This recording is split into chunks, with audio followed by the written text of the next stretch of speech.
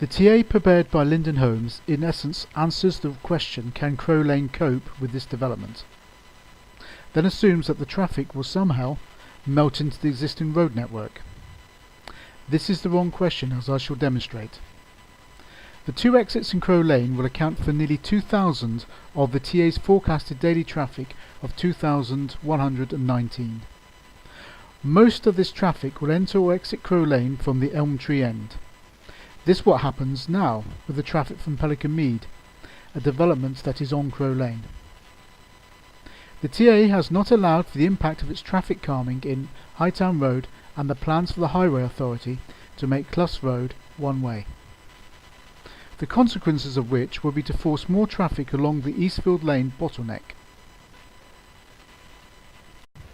Allowing for the underestimation of traffic generation identified by David Bell, would you approve a development that generated over 2,000 traffic movements along Eastfield Lane? That is the question that should be answered by the TA. However, there has been insufficient analysis done to answer that question, as the focus has been whether Crow Lane can cope, or not whether the surrounding network can cope. The headline is for 175 dwellings for Crow Lane, but the traffic reality is different. Of the 2,119 daily traffic movements admitted by Linden Homes, only 981 movements are for residential. More than 50%, 1,100 traffic movements, are for commercial traffic. All of this will be on Crow Lane and mostly at peak times. Again, most of this will use the Eastfield Lane bottleneck.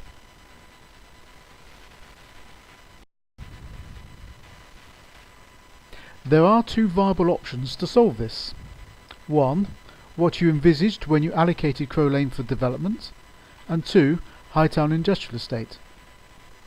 As you recall, when Crow Lane, Ring 3, was allocated for development, it was envisaged that there would be a relief road coming through Ring 1 development site.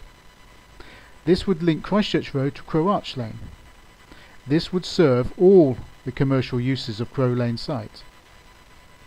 Not all the commercial use land, Ring 3, is included in this application. It is still intended that this land will be served by the relief road. In the meantime, Linden Homes have swapped the location of the commercial land with the land allocated for housing in their application.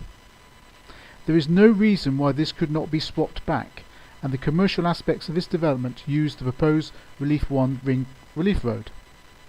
Ring 1 has recently been approved by NFDC planning, so there is no reason why this relief road could not be built. The second option is Hightown Industrial Estate. In the application by Linden Homes, the commercial development area backs onto Hightown Industrial Estate. Linden Homes have been asked by the head of New Forest District Council Transport and Planning and by Ringwood Town Council to discuss this option for access for the commercial traffic. At the time of writing, there has been no contact for the last 12 months between the owners and Linden Homes, despite requests from NFDC and Ringwood Town Council. When we confronted Linden Homes about this in a recent meeting, their answer was, "We do not need access, as the Highway Authority have agreed we can use Crow Lane."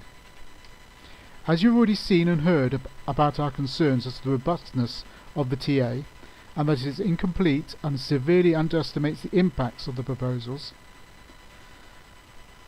this is a question as to access to the commercial park development goes to the heart of the matter, and to the objections raised by the National Park. The National Park were not against development, but how the traffic was going to be managed. It is clearly cheaper for the developer to use Crow Lane as access for the commercial traffic, and will give their shareholders the maximum return.